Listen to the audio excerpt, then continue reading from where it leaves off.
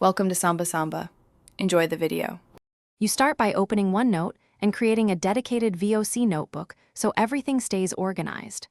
Once done, make a section called VOC Intake and a page for raw uploads.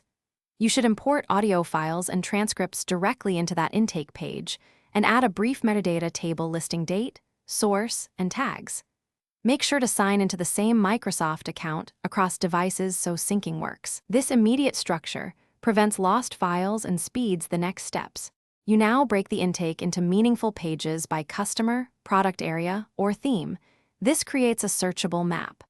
Once pages exist, apply consistent tags like issue, feature request, positive, and priority so you can filter quickly.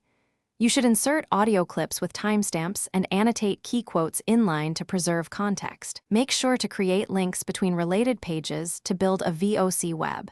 That helps you trace patterns and avoids duplicated work when you finish by synthesizing the feedback into a findings page listing top themes, quotes, and recommended actions, and assign owners for follow-up. Once complete, export the notebook section to PDF or share the notebook link with stakeholders so they can comment.